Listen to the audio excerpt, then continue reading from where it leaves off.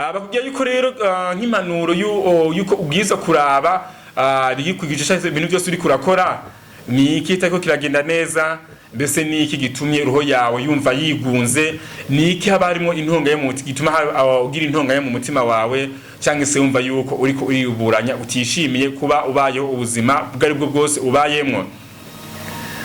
Sinzi yuko ushaka kuri kuratahura kino kintu. Umukunzi cyangwa se umuri kumwe mu rukundo ni ikimenyetso cyerekana yuko hariho ukwishimira ubuzima ubayeho.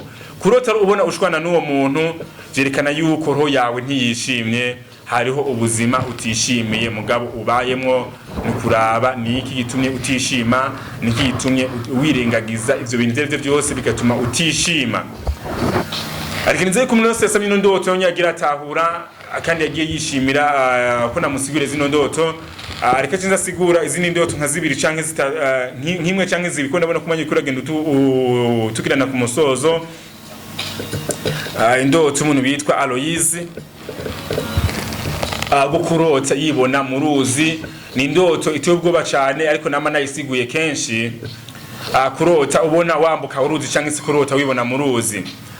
Kurota ubona mu ruzi byerekana yuko ugiye kujabuka cyangwa ugiye kwambuka, mugo bikavana n'ukuntu ubwo ruzi warurubona ururimwo.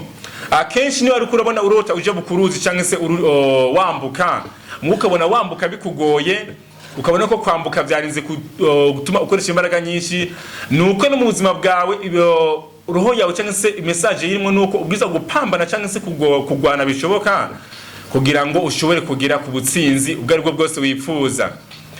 Kurota ubona rero wambuka uruzi byerekana yuko ubwiza gukora cyane ukambuka, marigire n'ivyo bintu byose uri kuraca muri ivyo bintu byose ukubona yuko biriko birakugura amakono kanya. Kora cyane uzogera ku byo wifuza. Ambuka, fightinga, agwana, ubwo bishoboka byose uzotsinda, ubwo bishoboka byose uzogera ku musozo w'ibi bintu byose.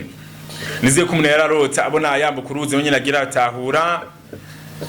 Cyo kimwe n'umuntu yararota indoto yindi hano yo yaciye nabona yuko hari umuntu yagize eta civile ngaho hafi y'uguruzi yarariko. Ino ndoto nyine bija gusa yikurota ubona wambuka uruzi, ucisha biza gusa no kurota ubona ugira eta civile.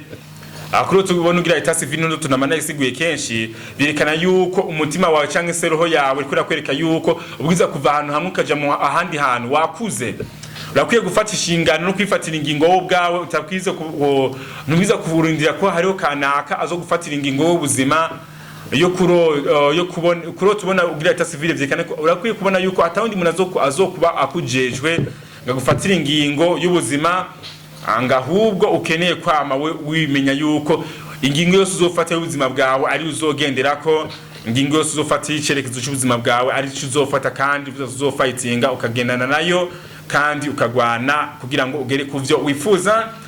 Akanogere ko nabakunda cyane rero mukize mugira ibihe byiza. Arimo sinasiguriye indoto ndetse nabo ntasiguriye mugabo kazorota ino ndoto.